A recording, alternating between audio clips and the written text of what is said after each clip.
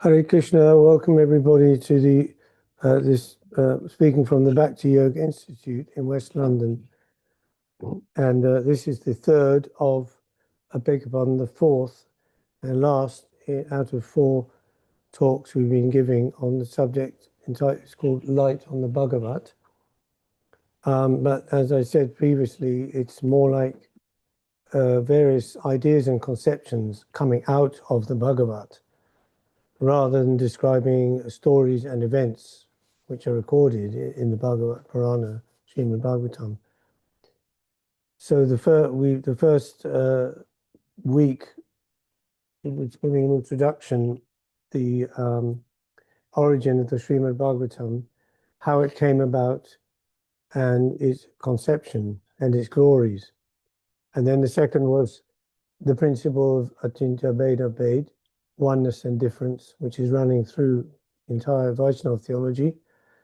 And then the third one, last, was about the relationship between the internal movement of our soul through prayer, meditation, contemplation. We could describe them as prayer being, speaking to God, and meditation to some degree, discursive meditation, contemplation, listening to God, and preaching, talking about God. We covered some aspects of that. So this last week the title is The Cycle of Birth and Death. I don't know how much we'll be able to get into that subject. It's a very interesting subject. And I want to say, first of all, welcome everybody, of course, today. And Omagyanatimarandasya Gananjana Shlokaya Chakshurumilitam Jena Tasmai Sri Gurave Namaha. Om Tad Vishnu Paramang Padang Sada Pashanti Suraya Diviva Chakruratatam Tadviprashojigu Jankrangsha Shamindave Vishnu Jat Paramang Padam. Hare Krishna, Krishna Krishna, Hare Hare, Hare Ram, Ram Ram, Hare Hare.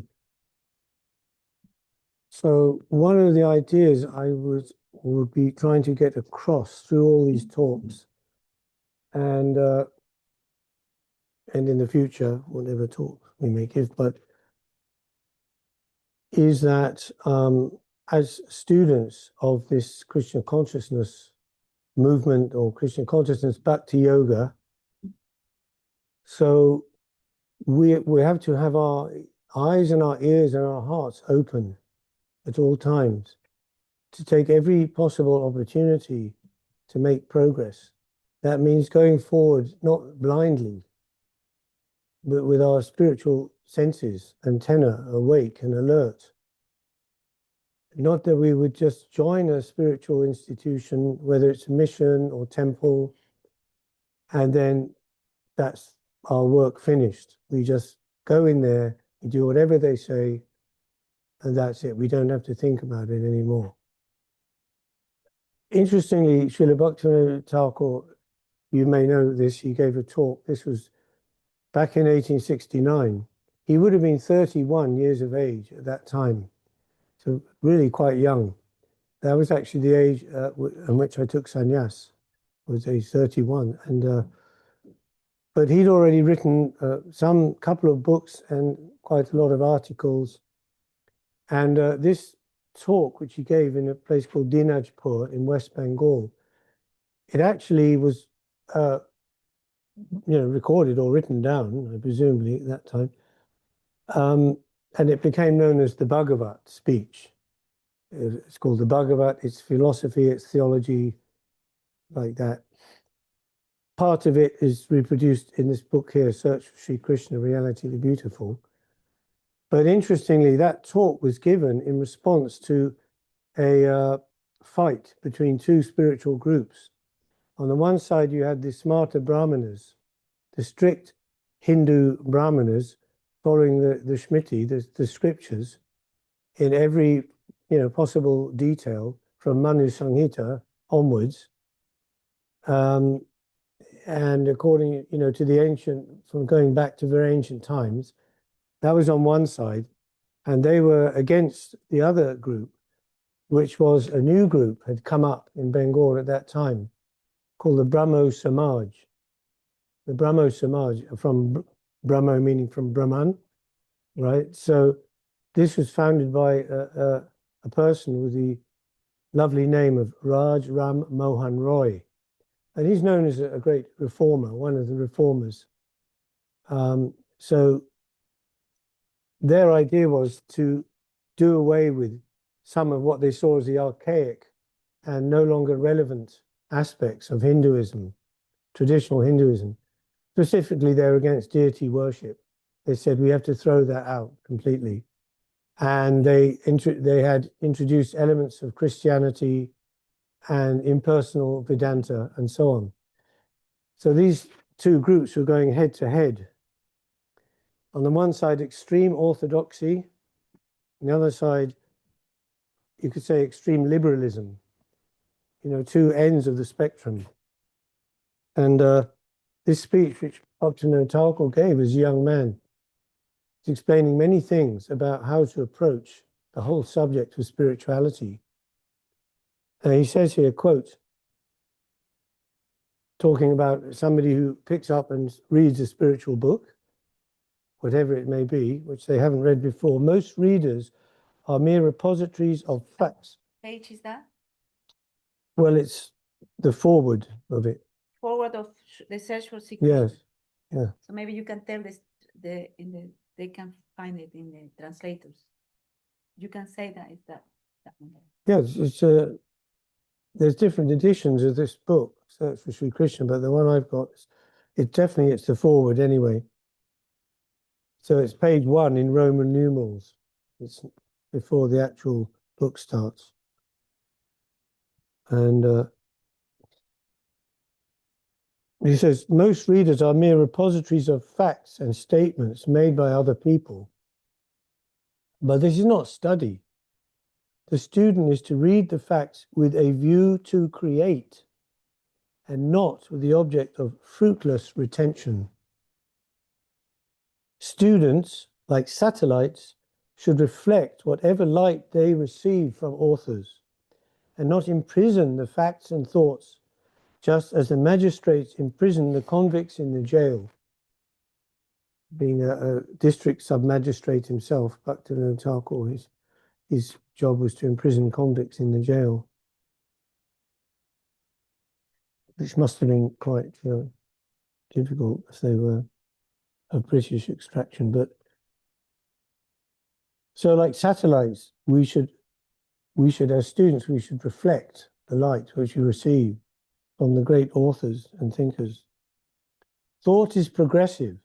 The author's thought must have progress in the reader in the shape of correction or development. The useful student will read an old author and will find out his exact position in the progress of thought.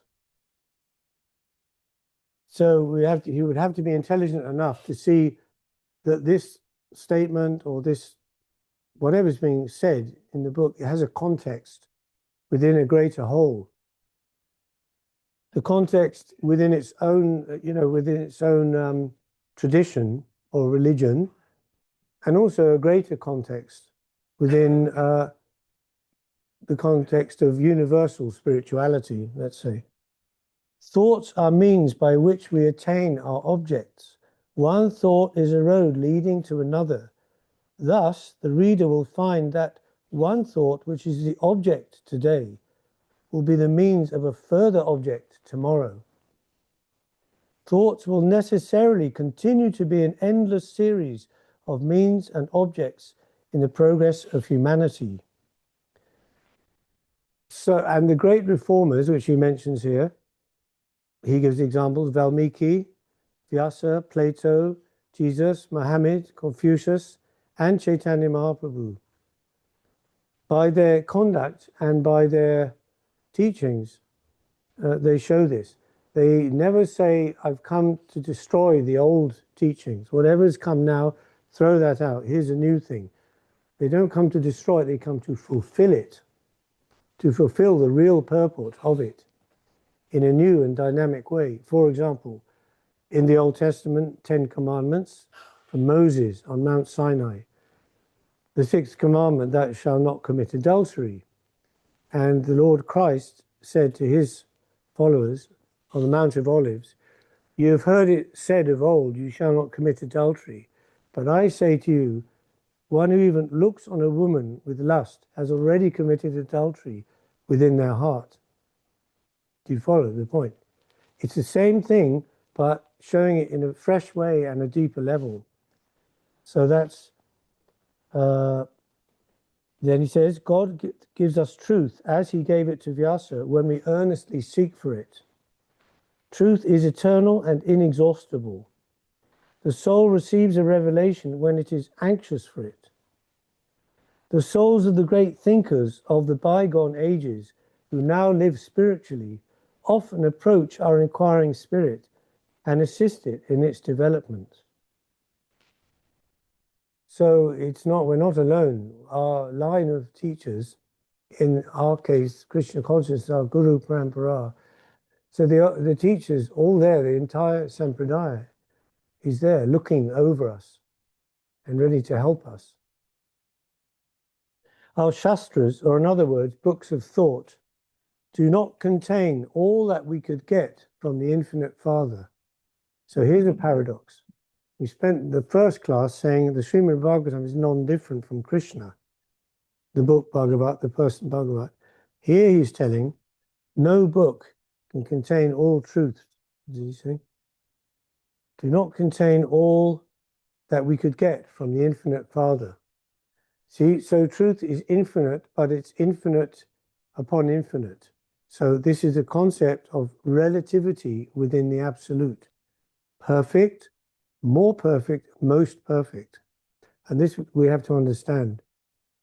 So it's not that there's something imperfect with the perfect. The perfect is already perfect. Perfect is perfect, right? Now you have more perfect, then you have most perfect. So in this way, it's just like a lotus flower opens and the outer leaves open first, and then as it progressively, the inner and inner and inner and inner leaves are opening to the core. And the core is also infinite as well. Because when people say, different peoples of different religions say, oh, we're all searching for the same God, it's just different paths up the mountain. So, somebody takes the path on the north way or the south or east, west, they're all going to the same point. Or some paths may be direct and more steep, more dangerous. Others may be round, safer, but slower. Srila Guru Maharaj talks about that. Srila Maharaj talks about that. The constitutional way and the dynamic way, or the revolutionary way, which is risky. But the point is, where that analogy fails is that at the top of the mountain, they're assuming there's one point where everything meets and is the same, is one. But that one point at the top of the mountain in the example is also infinite. Not a finite point. And then, the Muslims and the Hindus and the Christians are all milling around in the same hall together, chatting, having a cup of tea. As Christ said, my Father's house, there are many mansions. So many levels, many departments. Truth, when revealed, is absolute, but it gets the tincture of the nature of the receiver in course of time and is converted into error by continual exchange of hands from age to age. New revelations, therefore, are continually necessary in order to keep truth in its original purity. Right. So it must be like that. Otherwise, the thing, as it would go round, it becomes dissolved or distorted. You've heard of Chinese whispers, yes? So there's a big ring of people. So the general said to the major, to pass on this message. Bring reinforcements. We're going to advance. So he passed it to the next one. He passed it to the next one. By the time it got to the private, in the field, in the trench, it's bring 3 and 4 pence. We're going to a dance. It's completely different than the original message. So therefore, it's necessary that the saints and sages come, yada yada hi dharma shakrani bhavati, age after age I descend, to re-establish the truths of religion in their pure state. Liberty, then, is the principle which we must consider as the most valuable gift of God. We must not allow ourselves to be led by those who lived and thought before us. We must think for ourselves and try to get further truths which are still undiscovered. In the Srimad Bhagavatam, we've been advised to take the spirit of the Shastras and not the words. The Bhagavat is therefore a religion of liberty, unmixed truth, and absolute love. That's just part of it. The whole speech isn't given here, just an extract from it. So with that as a sort of background to our search for Sri Krishna, reality, the beautiful. But today's subject is actually on the cycle of birth and death. So first thing, of course, to understand is death means what? Separation of the soul from the body. So first of all, what is the soul? Or what is the difference between the soul and the body, or between spirit and matter? That's given in Bhagavad Gita, chapter 2, verse 16. Have your Gitas with you. You can see that one. Nasato vidyate bhavo, nabhavo vidyate sata, ubayora pidrishnantas, tvanyos tattvadarshabi. Those who are seers of the truth have concluded that of the non-existent matter there is no endurance, and of the existent soul there is no cessation. This seers have concluded by studying the nature of both. So, okay, so soul and matter are two distinct entities. Now, what is the nature of the soul? First of all, soul is eternal. Then we go to Bhagavad Gita 2:12. Natvevaham jatunasham, natveneme janadipa, nachaivana bhavishyama, sarve vayam atah param. Never was there a time when I did not exist, nor you, nor all these kings, nor in the future shall any of us cease to be. So two things in that verse. One is the soul is eternal, and second is that the soul is eternally an individual, not merging together in a big spiritual blancmange. God is eternal and soul is eternal. Krishna says, I and you. Then soul, okay, so soul is different than matter. It's eternal and indestructible. And there are some verses there. Verse 23. I hope you're following this in your Gitas. 23.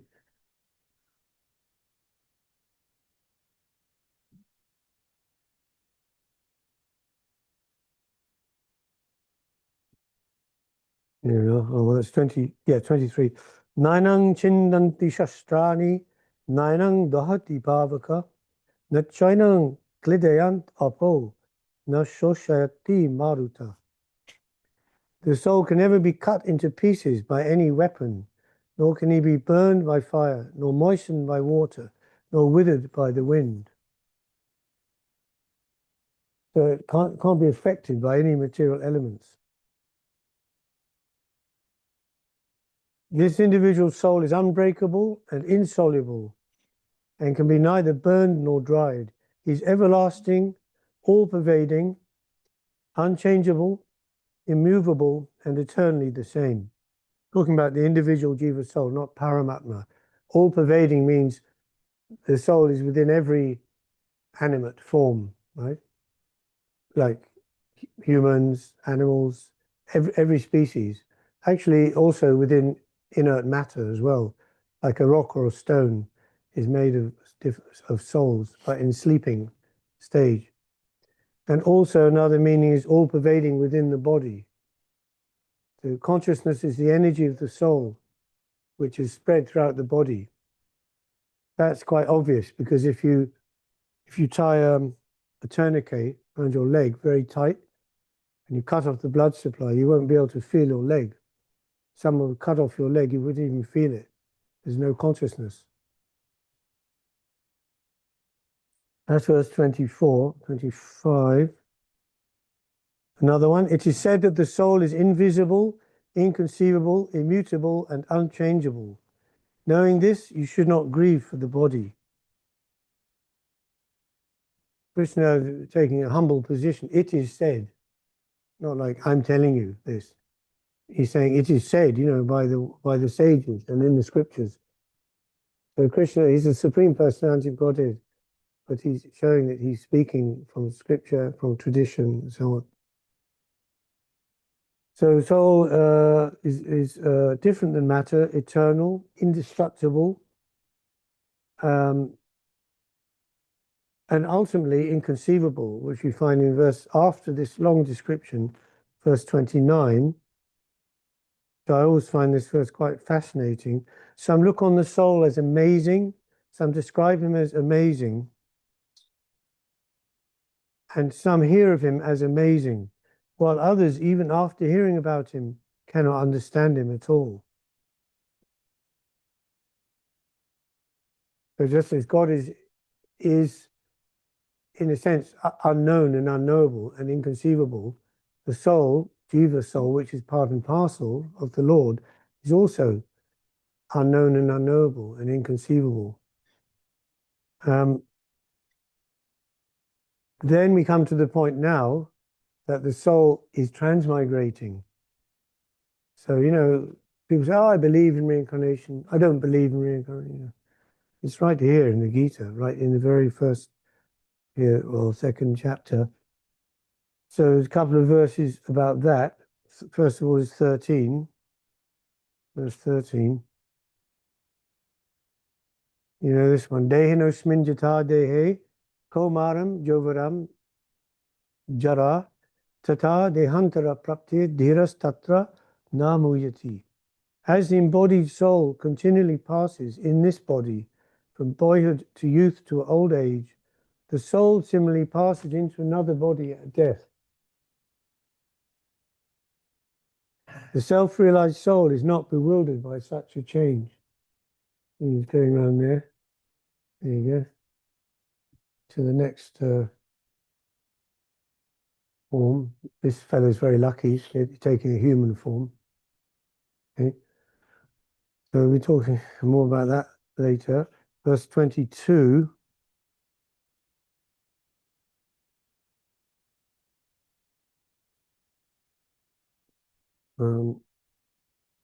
As a person puts on new garments, giving up old ones, similarly the soul accepts new material bodies, giving up the old and useless ones.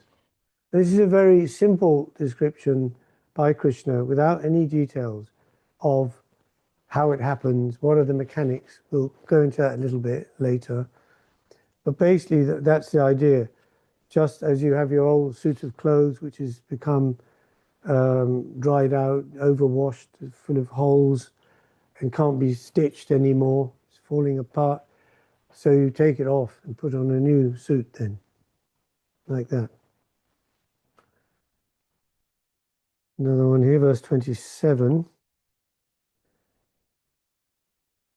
So just as the soul is transmigrating through the bodily form, boyhood to youth to old age, then the soul enters another body at death. So for one who has taken his birth, Krishna says, death is certain. And for one who is dead, birth is certain. Therefore, in the unavoidable discharge of your duty, you should not lament. Krishna is trying to exhort Arjuna to do his duty and to fight. After Arjuna had given so many arguments about why he thought he shouldn't fight, and very good arguments from Shastra, arguments from tradition. If we kill all the men, if the men are all killed, the women folk will have bad, wrong connections, and that will produce Varna Shankara, unwanted population in society, and degrade the quality of society. Also, there won't be any offerings to the ancestors. The whole fabric of Vedic society would be broken down. But Krishna said, "Oh, you're speaking like a pundit, but actually you don't know what is."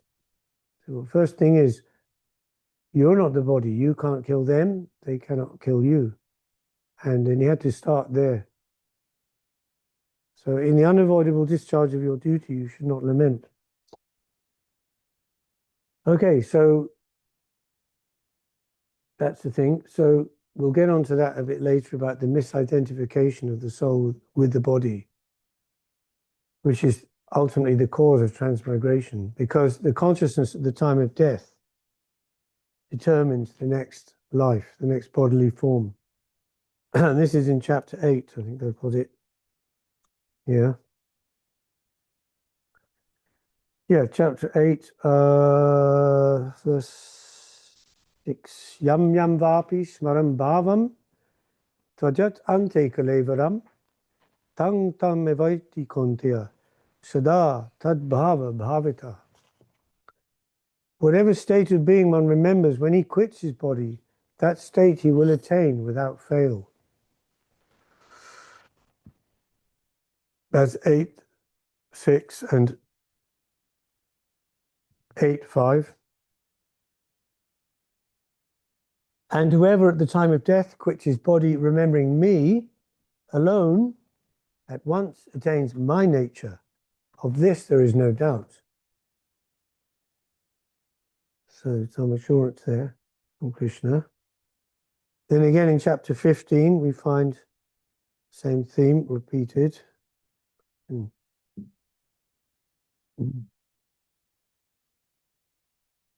8. This is 15, chapter 15. Sorry, did I say that? Oh.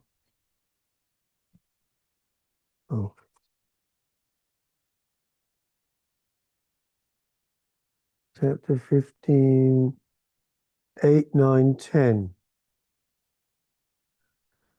Okay, so on this idea about consciousness at the time of death determines one's next life.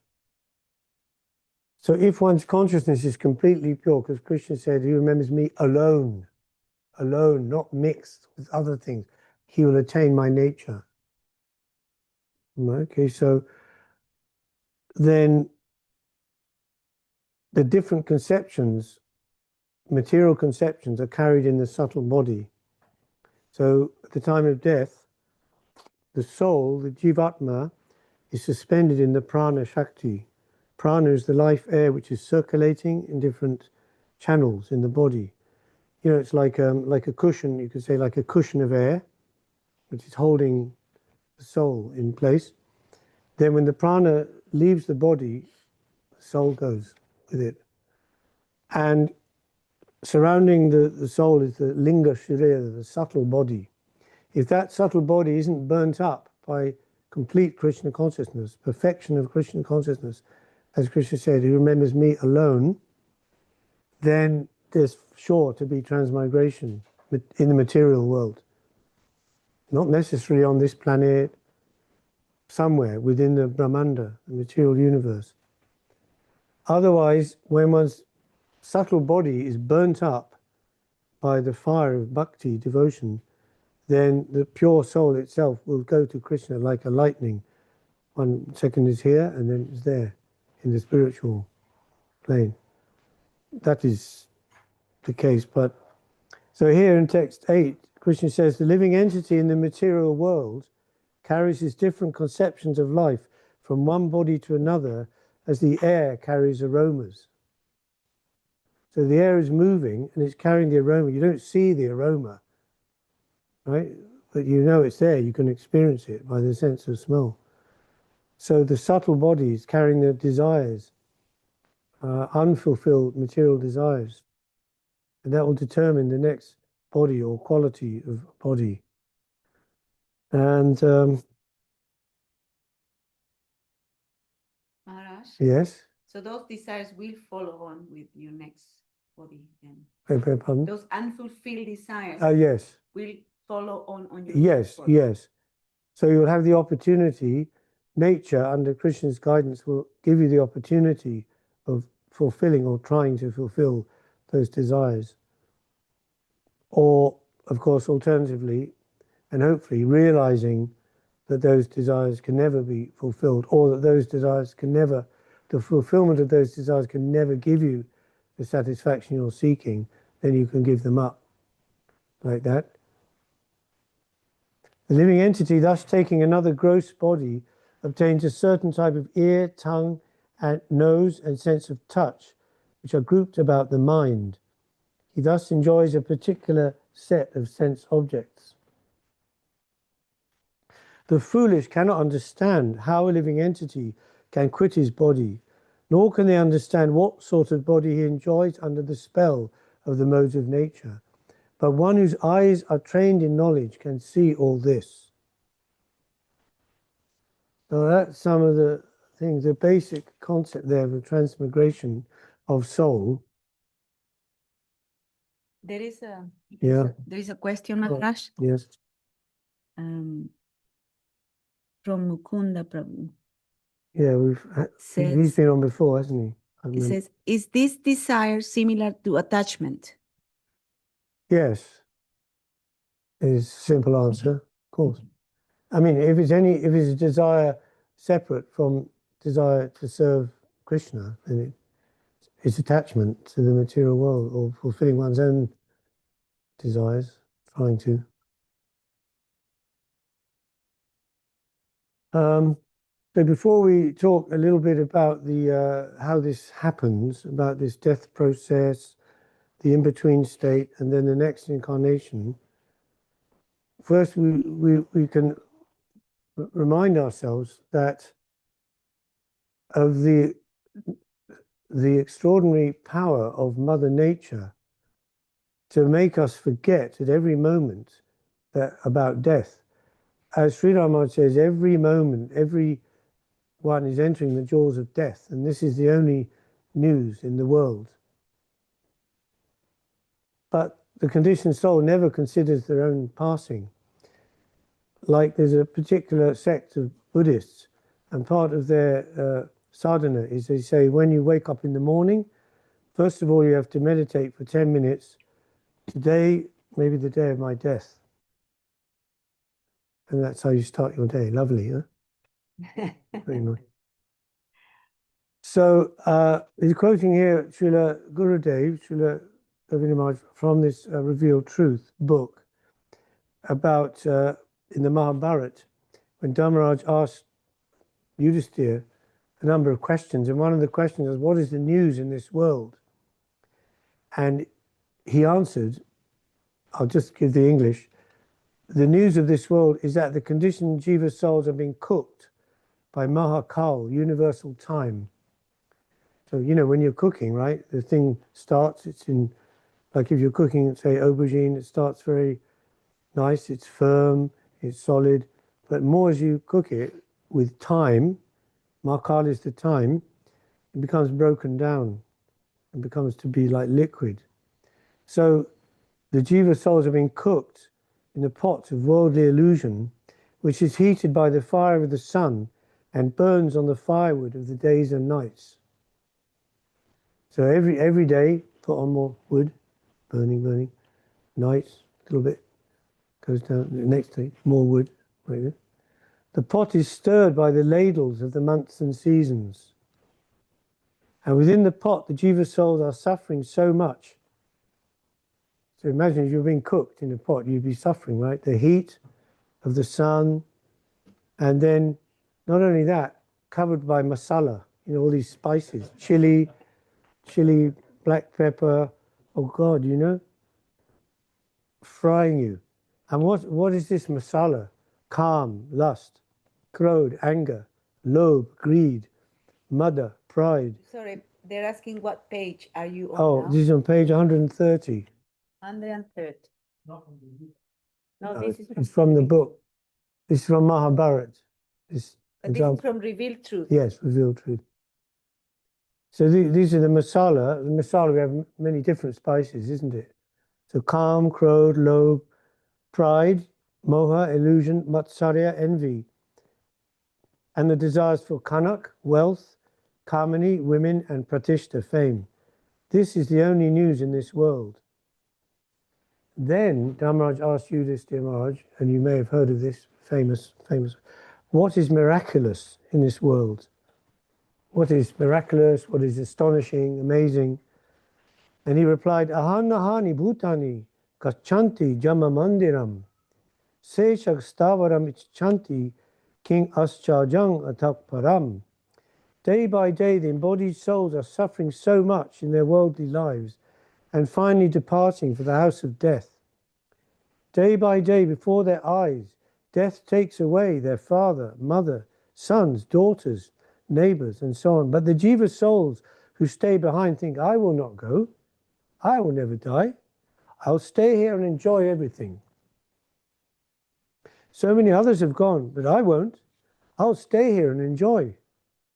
Everyone else has died, but death will never come for me. I'll stay here forever.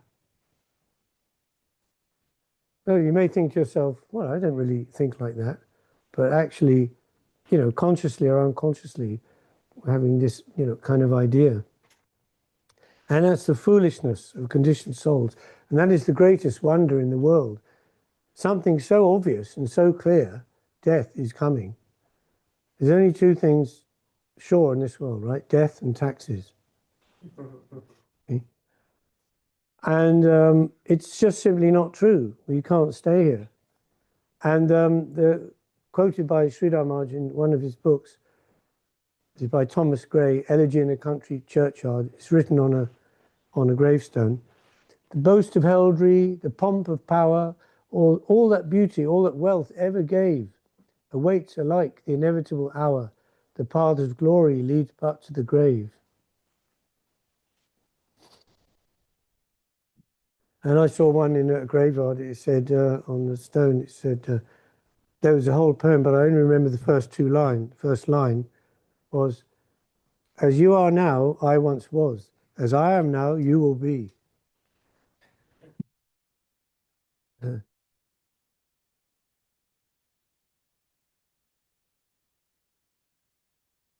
But unfortunately, despite this fact, and even knowing this fact, the desire, which is material desire, which is like a disease, never leaves us. We're constantly suffering from that. And the conditioned soul is absorbed in eating, sleeping, fearing, and enjoying. And he's funny, Gurudev, he says, they only think about what they'll have for dinner this evening, what they'll have for breakfast tomorrow, and so on. While they are thus absorbed in material life, the days continue to pass, and beyond their control, time flows on. So for conditioned souls, this whole subject of birth and death is very important. Mm.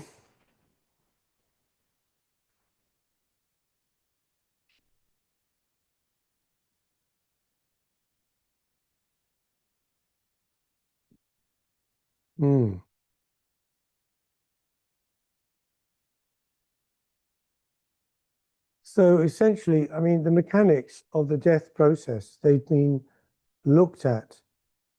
And for this, I just want you to, how would I say, suspend disbelief for a moment. If you can't understand it, or it's not your experience, or it's not something you can relate to, just put it to one side, don't worry, and you can look at it later. But essentially, when the soul leaves the body, of course, there are many things that happen even before that. So it's my understanding that, and this would also depend on the spiritual level of spiritual development of the soul. So generally, what is being talked about here is the conditioned soul. So for devotees, Vaishnavas, devotees, or people engaged in, genuine spiritual practice, it may be different. Just like you get, if you get sentenced by the court to so many years in prison, then if you have good behavior, you get, what do they call it? Remission? Reduced sentence, remission, let out early. So, but generally there will be some intimation, from what I understand, if one is fortunate. Of course, if one dies in an accident or suddenly or violently, then that's different.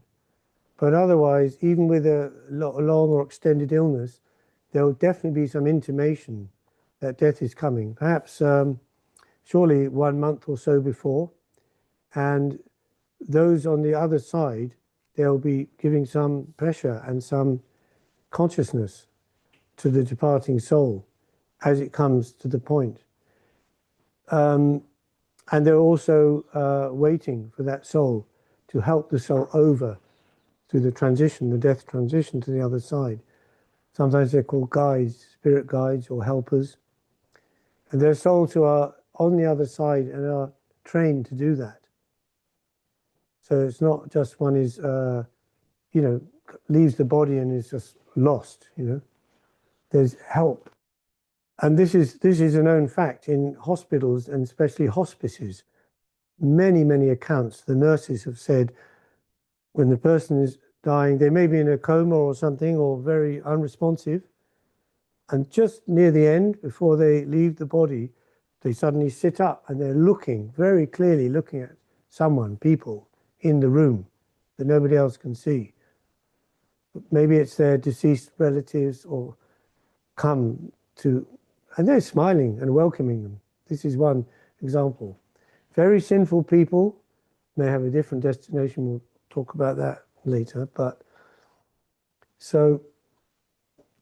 if someone dies in a very violent or sudden way, for example, he gives an example here, Srila Gurudev, about,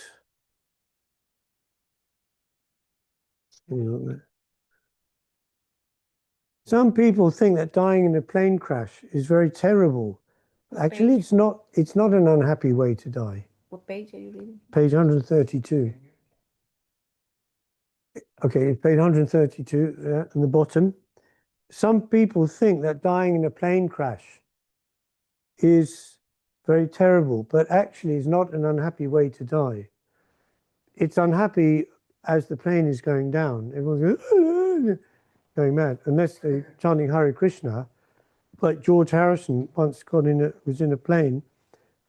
I think it was more or less probably a propeller plane, not a jet. Anyway, it got into heavy turbulence and it was like going down fast. And everyone was totally freaking out, just forgot everything, And he's chanting Hare Krishna. He had his beads with him, So before a plane crashes, when it's falling towards the earth, people lose their senses. And when they die, they do not feel what happened. So at the moment of impact, the soul is already out of the body.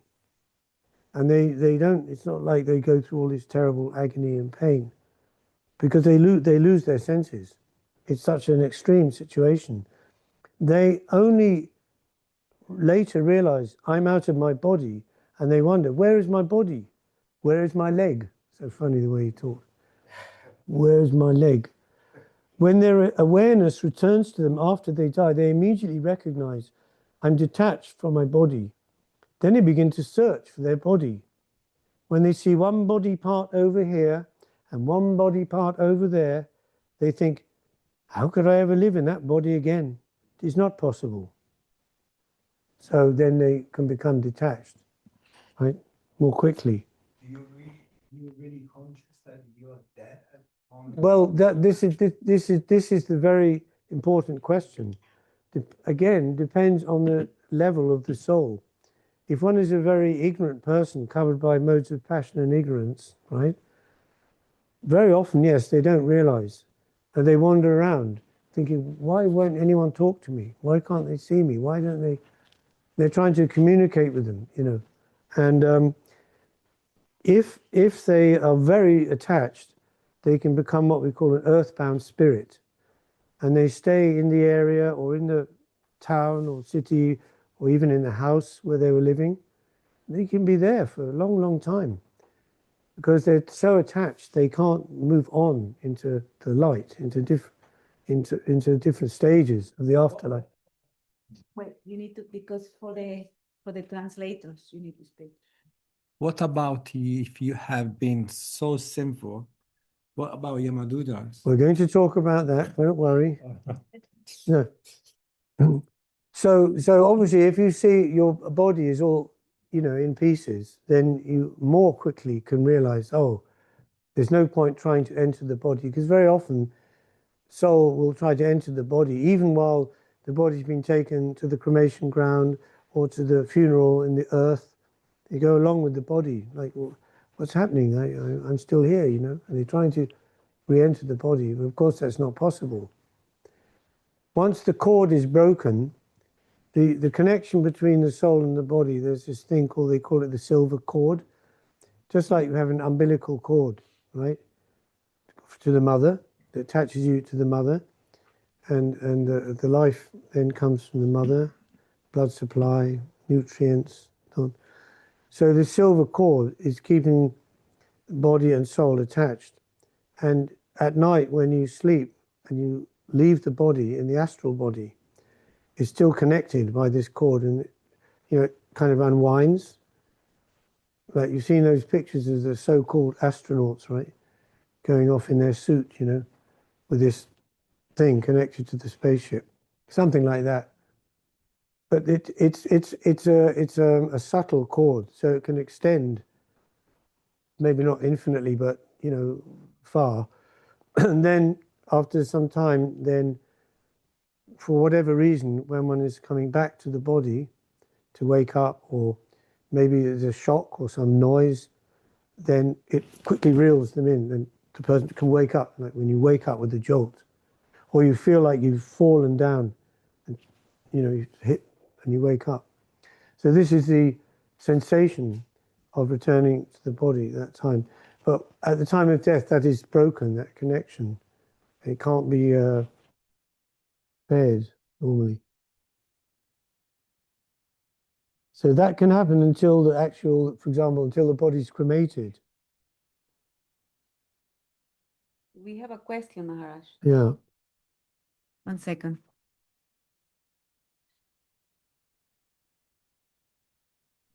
Okay, what is your question? Why can it broke by rock? We can so Broke by rock. rope by rock. Yeah. Body can be broken by a rock, did you say? No, the soul. The soul. Oh, what about the soul?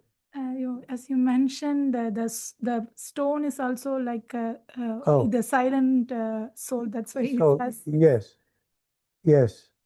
Inside the rock is also soul, yes, but he's asleep, Sleep.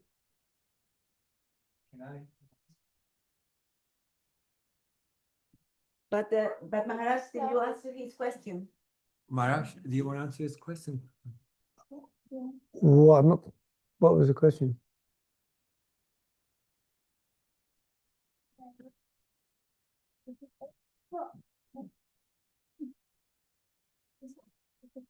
Rock is also inside the silent soul. Yeah, sleeping, because they say the soul is sleeping in the minerals, dreaming in the plants, awakening in the animals, and awake in the humans. Yeah, but because we hear about, flying mountains and all those things from the Vedic texts, right? So there must be a soul there. The mountains moving and so many things, yeah. Everything has a soul and it is a personal, really. You have another?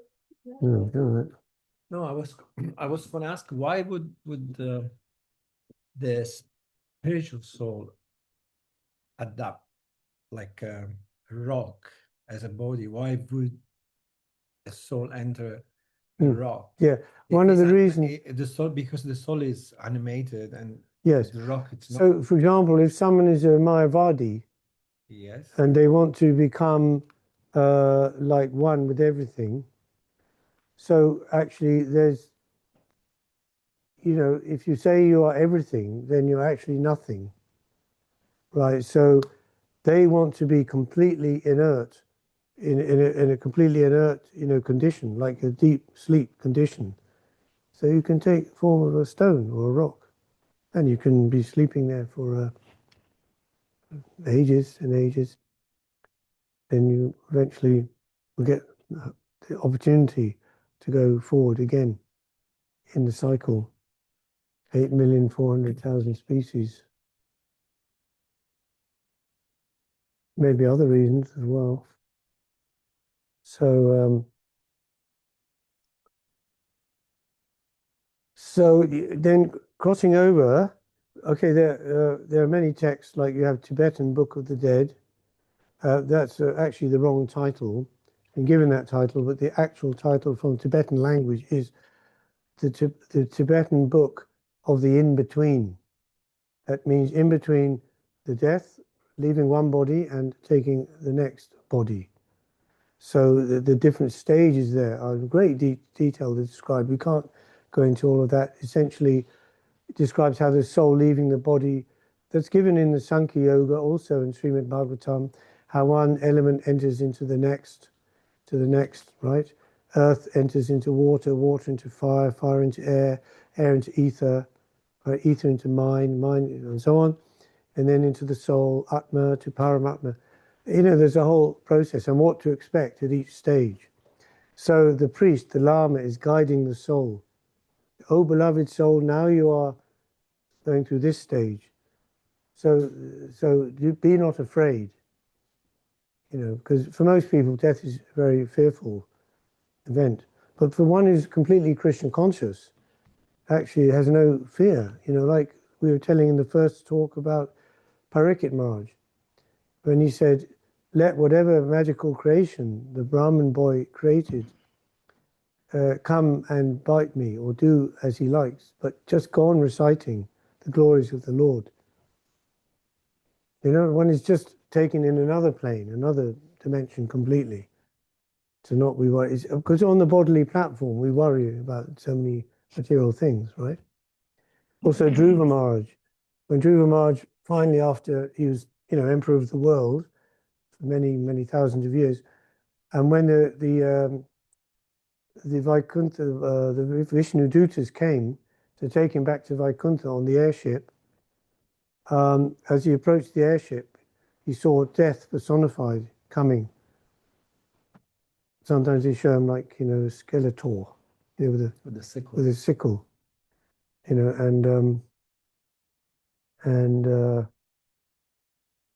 the Monty Python, they did there's a film called, what was it? Not Life of Brian, the other one.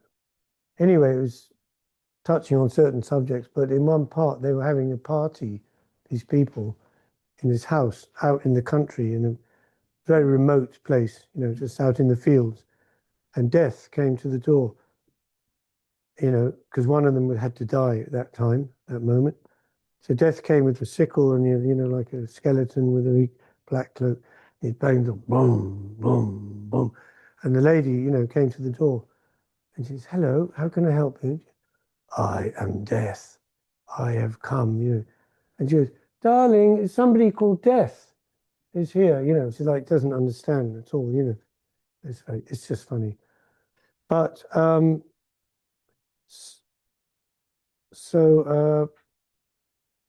yes, so when Dhruva Maharaj, he stood on the head of Death. Death took the form of an old woman, old maggoty, old emaciated woman, horrible looking woman, and he stood on her head like a step and climbed onto the airship.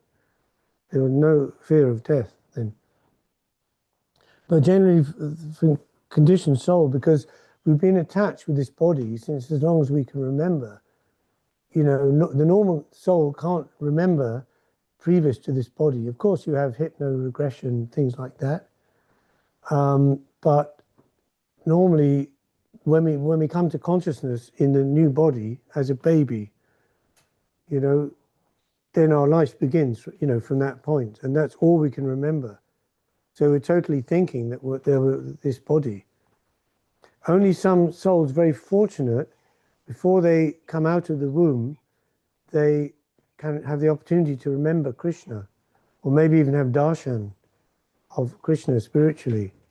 So Bhaktivinoda Thakur, in one of his bhajans, you know, he wrote like that. Janani jatare chilama jathan vishama bhandana pashe ek bar prabhu dekha diya more panchite edina dase, from Sharanagati chapter 1 verse 2.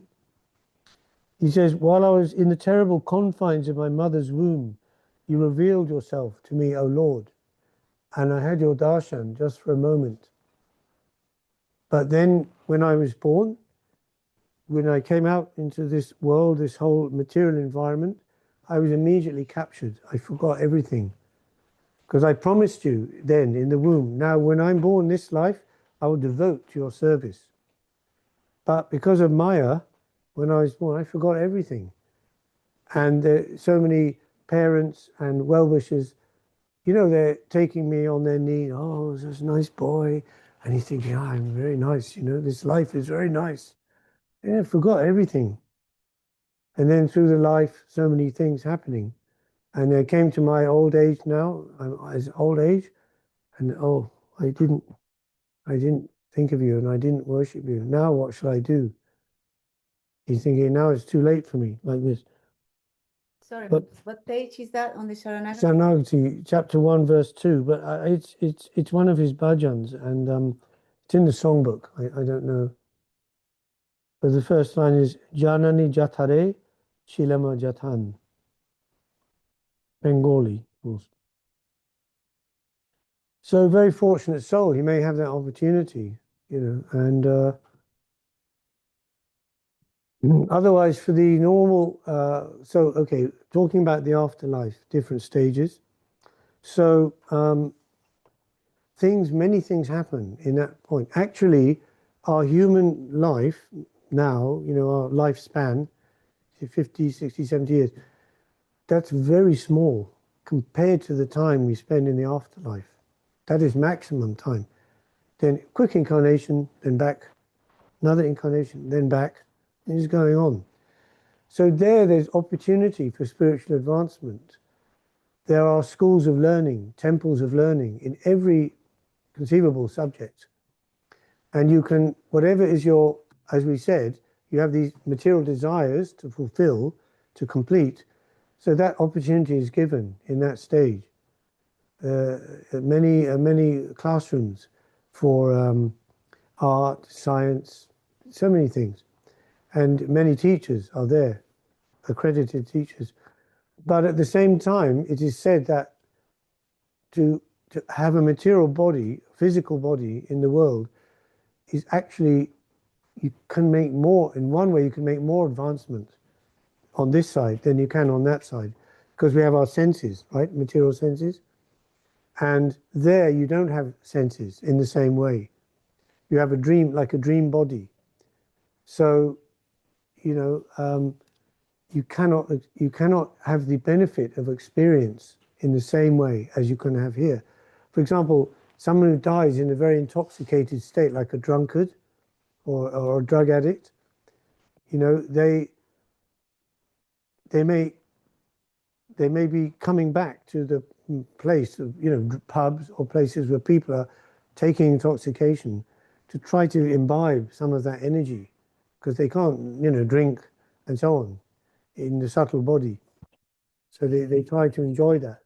And they'd be like haunting people, you know. There's people who are whose subtle body is very weakened due to abuse, you know, drug abuse, or could be many reasons, but their auric field is weak or has holes in it, and these spirits can enter through there. And that's when we get people who are oppressed. There's different levels of that, you know, oppression. Well, first is obsession, you know, obsessive thoughts, you know, then oppression, finally to full possession, then you need an exorcism for that. But even that, you have to, it's just like if there's a dirty place of garbage and all the rats come there. So if you clear that place, the rats will go. But if again you accumulate the garbage, the rats will come back, you know. So that's why our process of purification has to be ongoing, continuous. But we do get very quickly contaminated by, you know, by the nature of the material world. So Maharaj, there is a Mm. question yeah, from Mukunda Das. again, he's When the soul leaves the body, does it leave the ego, false ego behind? no conditioned soul. No, he takes the ego with him. It's actually, we could say the subtle body, mind, intelligence, and ego carries the soul, because those desires are carrying the soul. See, what's that expression? Where attention goes, energy flows. So our attention or our intention, that's where our energy goes, and that will be taken there to that place. So no, the whole subtle machinery is going with the soul, but it's subtle, like a dream body. And as I say, the different stages of the afterlife where you can learn many things. And here, Srila Gurudev talks about, he's taking it from the Indian perspective, right? The Vedic, how they offer pinda to the ancestors, those departed souls, offering food and so on, which they can get the benefit of in the afterlife. But then he says, if a departed soul is a Vaishnava, then all of this is not necessary. The best thing that can be done for him is to offer some preparations to the Lord in his deity form, and then serve the Vaishnavas with that prasadam. Serving the Vaishnavas in the name of the departed soul is the best way to help him, and no problems will come to that Vaishnav if a traditional Shraddha ceremony is not held.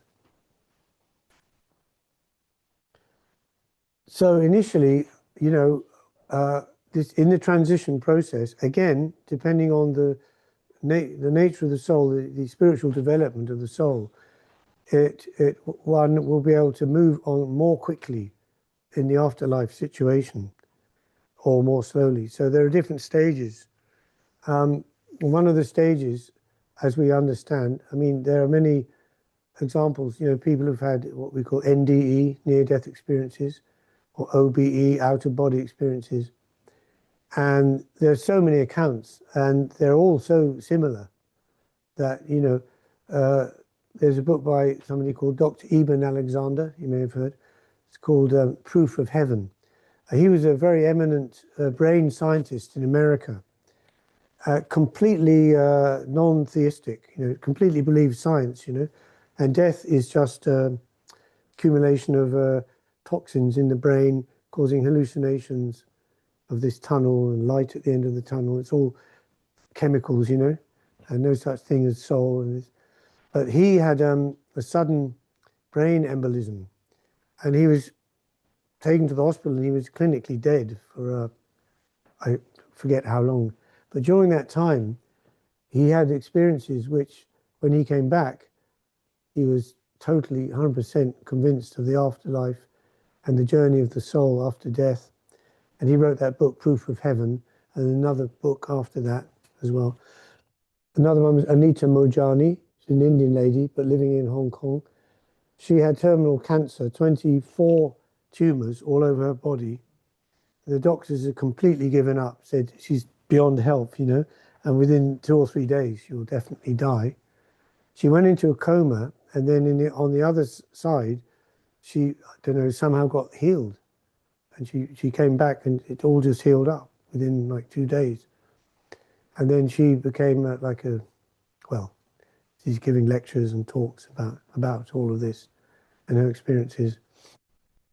And Dr. Raymond Moody, he's written many books on all these subjects. So definitely there's a big world on the other side going on there. And I just relate an experience I had myself when I was living in Calcutta. I was feeling very down or very frustrated at one point, because I lived there for a long time, 3 years, and it used to happen that after a few months, I'd reach a plateau where I just wanted out, go back to the West, some decent, nice food, some comfort, and it was all too much, it was very polluted in Calcutta, and I'm doing very strong, heavy savor and everything. So on one occasion, it came to this point, I was feeling very, very desperate like this, and saying in my mind, oh, I'll go down to Sutter Street to the travel agent and book my ticket back tomorrow. Not that I think I would have done that, but I was telling myself I would do that, It's like when Swami Maharaj went to America and he got off the ship in Boston Harbor, and then when he went to San Francisco and was starting his mission, several times, 2 or 3 times, he went to the harbor there in San Francisco to wait for the next boat back to India, because he was very frustrated. Thought, I can't do anything here. I've tried so hard during the first year. But then, as you know, he met Howard Wheeler, Hayagriva Prabhu, and he had friends in the government, and they got him a green card then to stay in America. So things started to change, So like that, I was feeling very frustrated. So that night when I took rest, I was living in this broken down old house in Dum Dum Park before they built the guest house. They have 2 nice guest houses there now and the temple. But before that, there's what they called it Judge's House. A High Court judge of Calcutta had donated the house to Srila Gurudev, and he was using that as his office. But then when they built the other part, he moved there. So we were living in this house, and it was very broken down, even no windows. And one time I came back from book distribution, and there was a cow in the house, just like standing there like, oh, yeah. Anyway, so that night I took rest, and all of a sudden I wouldn't say walking along, because it wasn't walking, it was like floating or drifting. And I was very aware that there was a being next to me. You can call it angel or spirit guide or something, but for some reason, I couldn't directly turn and look and see, or I felt I shouldn't do that, or I didn't do that, but the presence was there, and we were going along in this field, and just to be sure it wasn't a normal dream, I was actually on the astral plane. I said to this being telepathically, because you don't speak, it's all done by thought, I said, is this the astral plane? And he went, yes. And I felt this electric shock go through my body, So we're drifting along, and this place was like a vast field, and it had grass, very nice, like on a bowling, ever seen a bowling green where the grass is very cut short and they roll it, and it's almost like a carpet, So it was like that. And all around in this field were these small hills, small little hillocks, here, there, all around. And on these hills, small hills, were groups of people. And they were wearing some kind of like a robe type of a thing. And there was a teacher on each one teaching them some subject, different subjects. So we were going along, and my guide, I knew he was taking me somewhere to one of these hills, these places. So finally we got to this place, and there were all these people, maybe I'd say about 15 to 20 people sitting around, And on the top of this hill was this structure, and it was like a small dome, like made of crystal, and with crystal glass, but inside the glass was a curtain. And what would happen was the people would be sitting there waiting, obviously, for something. Then every 10 minutes or 15 minutes, the curtains inside would automatically go back, and this being would appear there, would be there, and they'd all bow down like this. So we were there waiting. A couple of times it happened. Then the third time, when the curtains opened, to my astonishment, the doors opened, the window or door open, and this being, I was in the front row with my guide here, and the being leaned out like that, right towards me, and he whispered something in my ear, and I can't remember what it was. It's like a mantra or blessing or something. Next thing I know, I'm awake in my bed in Calcutta, like, whoa, you know, what was that? And I was completely relieved. All that feeling, all of that negativity was completely gone.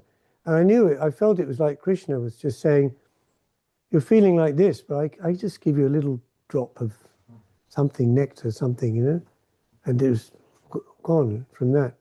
So there are these halls of learning over on the other side, and you can gradually, you know, go through them. Here he says,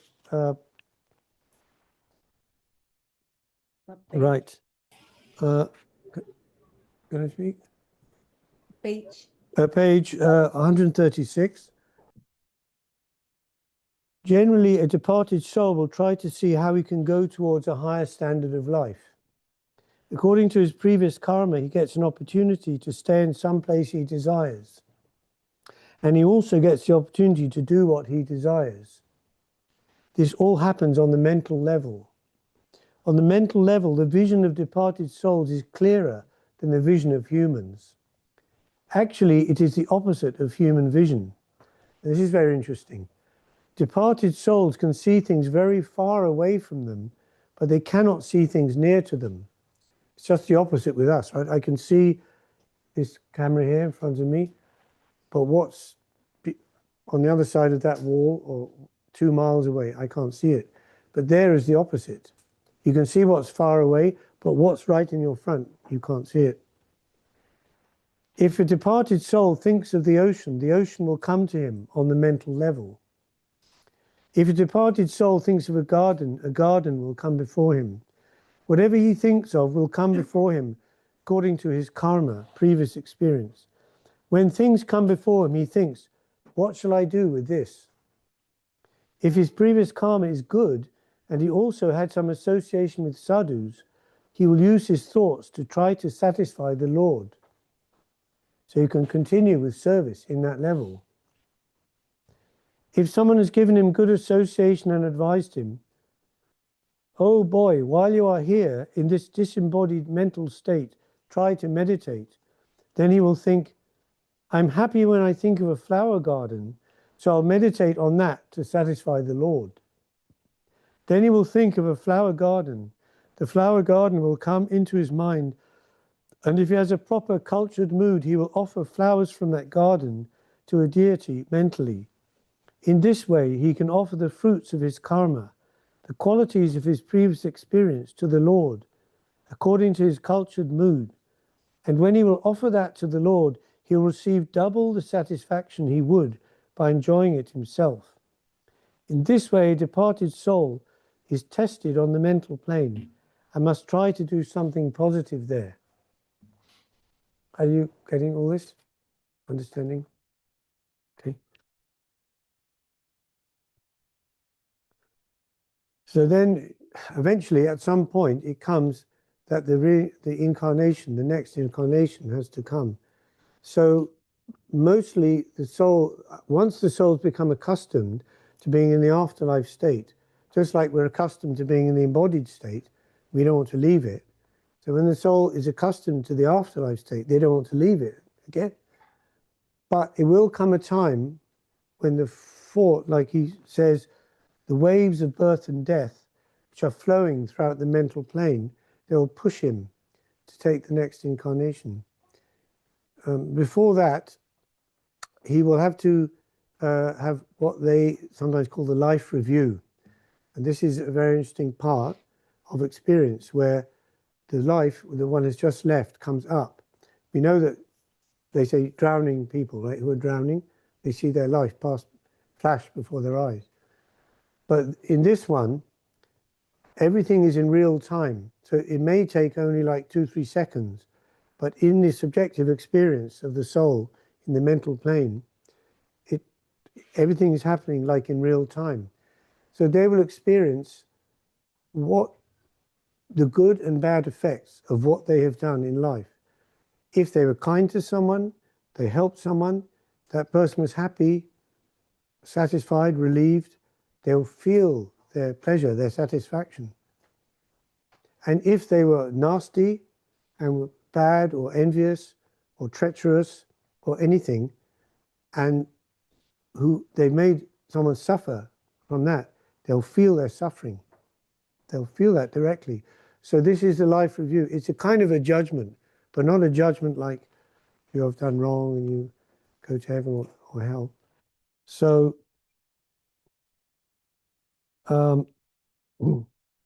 so yes, so he was saying that when this wave is rounding in the mental plane, you know, it's like you can imagine like a wind, and it's picking up the souls and taking them into the room, the chamber, from where they will incarnate then. And that's a process as well. That's also guided. What family, different options are also shown. What family, what parents, according to their karma and so on.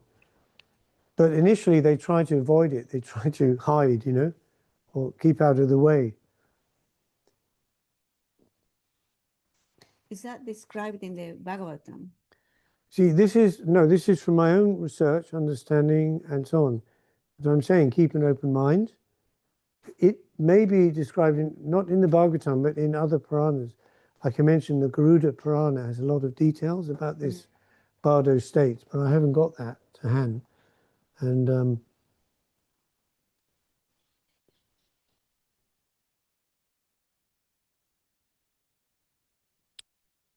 okay, so this is the bit you want to hear, right, about the Yamadutas. Okay. So this is before the next birth. I'm just reading here what Maharaj says, okay, about this. Which page, Maharaj? This is page 138. Mostly departed souls try to move toward a higher standard of thinking while they're living in the mental plane. Okay, we talked about that. So if they have good karma and they've done good karma in their previous life, they get the effects of that. They can go up to Svargaloka and enjoy there for some time in heavenly regions. However, the pious. However, if a departed soul has bad karma, he's taken to an unpleasant environment. There he feels fearful and hungry. Where's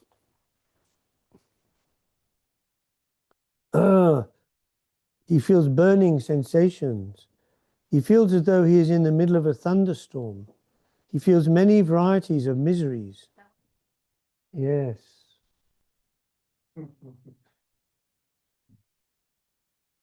This one, you want to see the illicit sex one, right? That's the man there.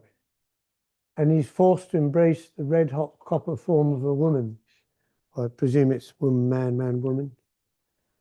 This one, he's used to cooking animals. Particularly, they're more tasty if they're cooked alive. So he's cooked alive in a pot there by the Yamadutas, and so on.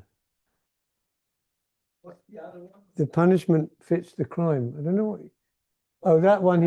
He's pouring boiling ghee down his throat. Is it? Or the bottom one. Oh, somebody's snatching. He's pulling out his entrails, I think. Pulling out. Let's see. He feels many varieties of miseries. In India, you'll see images of Narak, hell, people being killed, burned, scalped, eaten by vultures, and so on. All these reactions happen to a departed soul in his subtle body on the mental level in hell, and he cries so much as he suffers. According to a soul's karma, he will either suffer in Narak or enjoy in Svargalok. There's another picture, I think it's before that one, of the person on his deathbed and with the relatives all gathered. Yeah, here. So you see all the relatives there? You know, some of them are thinking, oh, I'll that fellow there with the cigarette, he's probably thinking, yeah, I'll get the inheritance, you know. Not really cares about it too much. And That's when they bring him flowers. eh? That's when they bring them flowers. They bring them flowers, That's yeah. the only time they bring them flowers. So, yeah. Jackal. Huh? Jackal. Jackals, yeah. So these are the interim states. So heaven, if there's heaven, there must be hell, right? I mean, but you know, there's a big question. Even in the Catholic Church, they're trying to downplay it all. But Jesus, he did talk about the underworld, which is a place supposedly under the earth, where the souls, very disobedient or bad souls go to be taken. Huh? Patal. That's Indian, Patal. In Hebrew. Yes, Patal, yeah. Patal, yeah. Yeah. There's so many below the earth planetary systems. Atal, Rasatal, and Patal is the bottom, yeah? And yeah, it's called in Hebrew, the name is but it's a hell, you know. So but there are some other interim states which are not like hellish planets, but they're hellish kind of regions where the soul is more like a desolate landscape, where the soul is just like in tatters and rags, like crouching under a rock, you know. And sometimes the thing is that they can change, but their mentality is so twisted that they either think they deserve it and they should be there, or that they can't get out of there. So sometimes souls, you know, like maybe sadhu saints like Narad or others, they go to those places and they can take them out. Like it says, you know, when Christ was crucified, then he said he descended to the underworld for 3 days. And that was to release the souls who were trapped in the underworld state, you know. Anyway, he says here, page 138, when a departed soul's karma is finished, he must again take birth. This is the law. He will not be able to avoid it. It will happen suddenly, as though in the meantime. The waves of Janma and Mritu, birth and death, will come and take him forcibly to his birth. Here he says, he'll be knocked senseless and forced down to the ground of the earth. So how does that happen?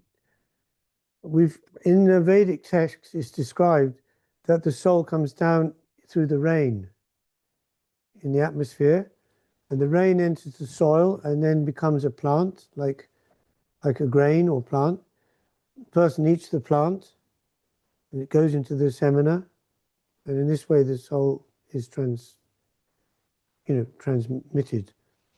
So from my understanding anyway, the soul is there pre-conception and during conception. You know, some of the New Age people, they say, you know, when the child is nearly going to be born, then the soul comes in, or even after the birth, the soul. But that doesn't make sense, because the material elements can only move and divide. Cells can only divide with the presence of consciousness. So consciousness is already there, right? Must be, I think. So then, you know, the sperm joins with the ovum. That is like a very small, like a pea size. Then the cells are dividing. Then after like 1 week, it's like this big. And then it's growing. But they say that the soul comes to consciousness after 5 months. There's a description in the Srimad Bhagavatam about they say 10 months. Because Vedically, they calculate the time when the child is born is 1 year already. Understand? Because he's already been nearly 1 year in the womb. So when he's born, that's his first birthday, actually. That's how they calculate it. It's a little bit different. Yeah, so... And he says, he will take on the form of a tree or plant and then a fruit. From the fruit he'll move into the body of a human, animal, or insect, according to the reactions of his karma.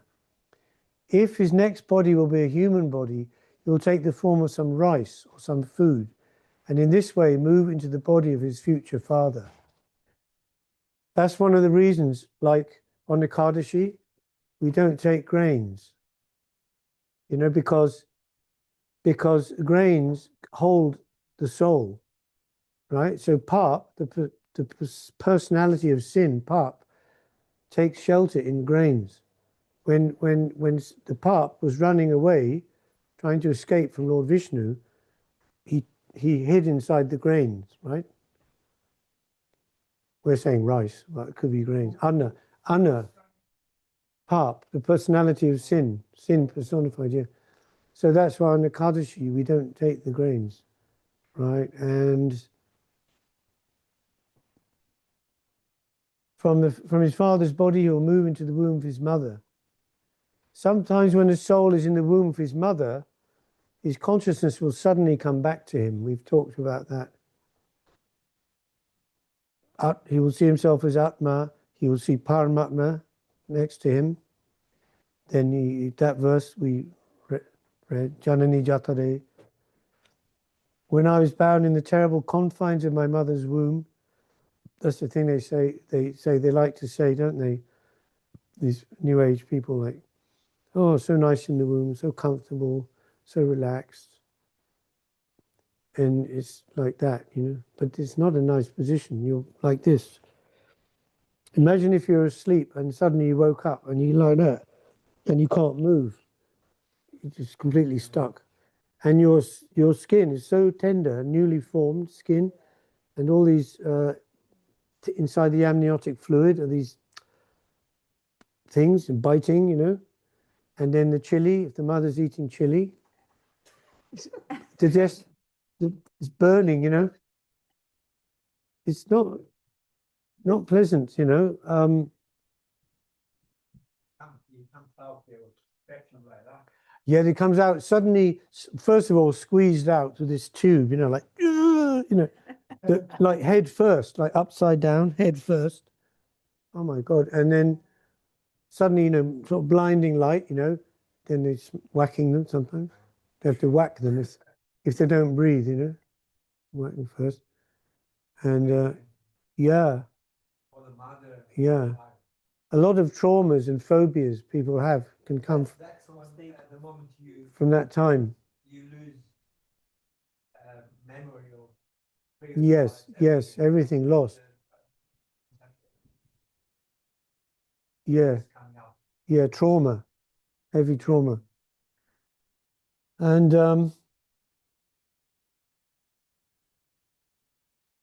then he says here, this is page 139, sometimes some persons can see mental pictures of their previous lives even after they've taken on a new body.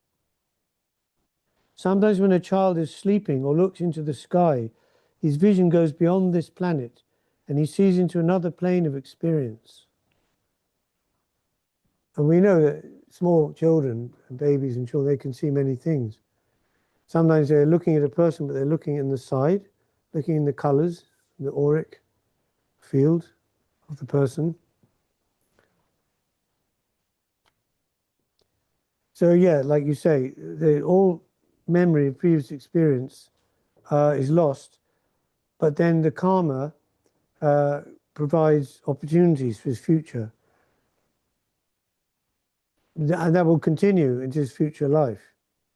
But when the child is very small, they say he's connected with the karma of the mother up until the age of, is it 5? When they come to some certain level of consciousness or understanding, then their own karmic situation activates, you know, becomes activated at that time. So he's giving the example here of how the karma follows one from one's previous life to this life. I remember seeing a young girl who played harmonium like an expert the first time she touched a harmonium. She could immediately play and sing very difficult tunes after hearing them only once. She could easily play music that many adults couldn't play. This quality came to her through her previous karma. According to one's karma, one may have particular qualities that bring them quickly to an advanced stage of practice. So this can be materially or spiritually. Materially, according to karma, but also spiritually, according to Sukriti. So if one's previous life Sukriti is very good, then one, as you said, one could come to an advanced stage of practice or realization in this life more quickly. So, it's like in a school, in the class, like in the beginning, everyone seems to be equal, but then as the lessons go on, some they start to go ahead very quickly and others lag behind. But it could also happen that someone could be lagging behind in the beginning and then someone else could be going ahead. And when it gets to more advanced level, suddenly that other person suddenly goes ahead of the other one. So it all depends. So we're coming into this life with our karmic checkerboard, spiritually, we may be 10%, 15, 20, 40, 50, 80, 90%, whatever. So we're carrying on from there. Like Krishna says in the Gita, if we fall last life, we didn't complete it, then after some time in the afterlife, in the heavenly regions, Chine Punye Machalokam Vishanti, we again fall down to the Michulok, this world, and he gives two options. They will either take birth in a family of transcendentalists who are, full-time practitioners, spiritual practitioners, or they will take birth in an aristocratic or wealthy family. And Vishwanath Chakravarti Thakur, in his commentary on Gita, he says, the difference is that if someone has practiced previous life for a long time, they take birth in a family of transcendentalists. But if they've done some amount, then they take birth in a wealthy or aristocratic family. And I asked Srila Gurudev, how is that a benefit, taking birth in a wealthy family? Because that could be, make them forget more about Krishna consciousness, right? A lot of material opportunities, money, good education, physical beauty, nice cars, nice toys, everything. He said because they will have the opportunity, they'll have the means to give service to Krishna, like give donations to the temples or do other things, So that is very important that we do as much spiritual practice and development as we can in this life, because that's the only thing that of value that will stay with us, that will continue then. It's not lost. We don't have to see, otherwise every time we take birth, we have to learn everything again. Imagine having to learn to walk again. Like first you can't even crawl, just like on your back, and then crawling, then walking, then learn to speak. Really, it's like, is that something? But that's on the one side. On the other side, we say, actually, the devotee is not really concerned about that, in the sense that our goal is not to get liberation. We don't want freedom from birth, death, suffering, specifically. That is a byproduct of Krishna consciousness. We want to have the service of Krishna.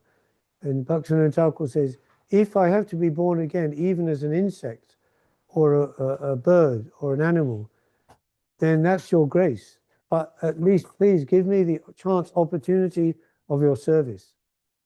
If I will even be as an ant, I can eat some of the crumbs falling from the table of your devotee, pure devotee. That is fine for me. So this is more Mahaprabhu's mood. Chaitanya Mahaprabhu's mood is like that. I'm your eternal servant, birth after birth after birth. Liberation is nothing. It's just one of the side effects of it. How's it go? I'll just get that verse. Finish with this. Kleshagni Shubhada Okay, Rupa Goswami, he gives 6 effects of the practicing of devotional service, or pure devotional service. Kleshagni Shubhada means, Kleshagni means the kleshas, sufferings are reduced. Shubhada, auspiciousness increased in the life. Just like the plant comes up, first the small seed, it germinates and it's coming out like this, two leaves, right? Kleshagni Shubhada. 2 ways, negative, positive. Then moksha laguta krit. The whole concept of liberation, moksha, you know, freedom, enlightenment, freedom from birth and death and suffering, that's laguta krit, is very insignificant.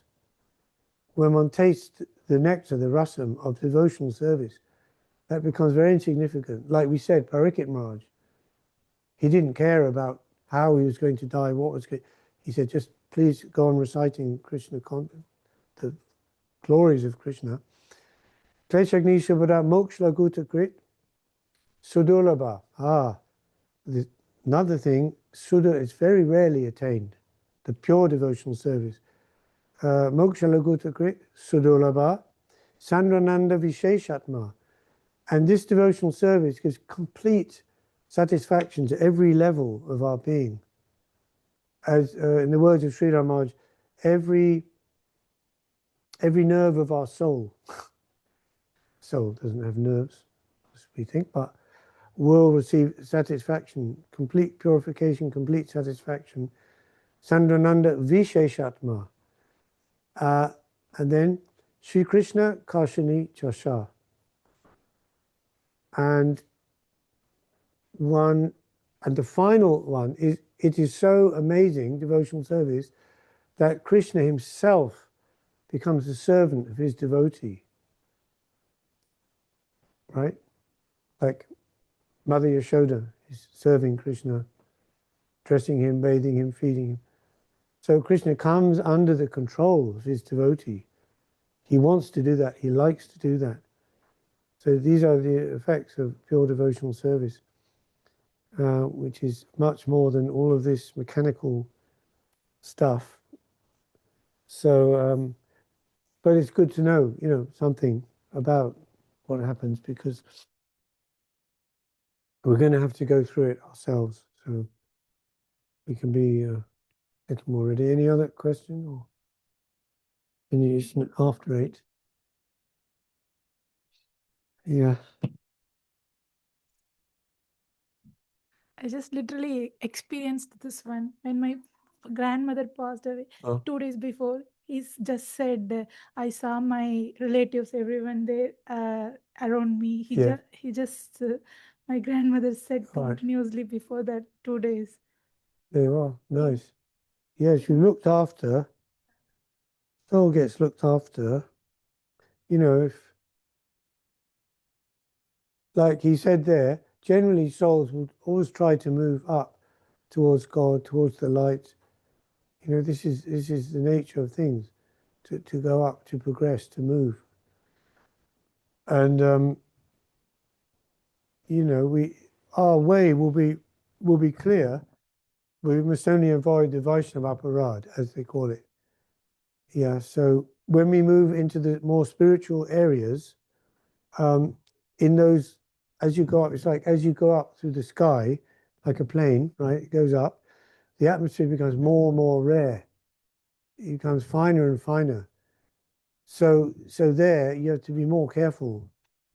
You know, on the ground level, many things are going on. I mean, you know, it's like, who cares really? But as you go up, then you're among beings, entities who are rarefied, who are closer to God, you can say. So we have to be careful then to mind our manners, you know, in that environment, because otherwise, if we can make mistakes and we can go down again, you know, snakes and ladders, you know, can go down, but generally we will always be going up in a positive direction. You know, and that's right. That's what we should do, or try to keep doing. You know, and that means also seeing good in everyone and everything. the positive. Because what it, Yeah. please, go on. Yes. Sorry. Let mama. Yeah. For me, so if one soul dies, as you earlier mentioned, it will get new body Yes. later. But in in that tradition in India, Yeah. in every 1 year we will do the tidi and everything for that Departed soul, yeah. soul. And for my experience, so sometimes I had a dream with my father and father every time. Is there anything connected to the soul still? Yes. Yes, because according to whatever rites you're following, probably from Manu Samhita or, different shastras, and that's why these things are given. So, yeah, the soul is staying in the Pitralok, right? The place of your family ancestors for some time before the rebirth. So, by offering them things, food and items, then by taking those things which have been offered to Krishna, this is the important point, not just offering them things. They should be given the prasad that's been offered to Krishna. That prasad is given to them, and then they will get the benefit of that to promote them more quickly to taking a birth or higher birth. Yeah. Hare Krishna. Hare Krishna. So thank you very much for coming, and this is the end of the 4-talk course. We've covered many subjects, and there's many more to cover, and which that possibly can be addressed at a later time if we do another course or other talks, and then we can see you all again, hopefully.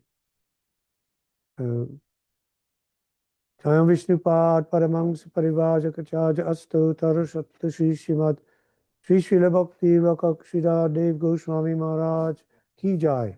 Om Vishnupad Paramangsa Shri Srila Bhakti Sundar Govinda Dev Goswami Maharaj Ki Jai. Shri Sri Rupanuga Guru Varga Ki Jai. Namacharya Haridas Thakur Ki Jai. Jai Sri Tulasi Maharani Brinda Devi Ki Jai. Bhakti Vignashna Bhagavan Singha Dev Ki Jai. Prahlad Maharaj Ki Jai. Samavita Bhakta Vrinda Ki Jai. Jai Shri Harinam Sankirtan Ki Jai. Gaura Premanandi Hari Hari Hari Bol.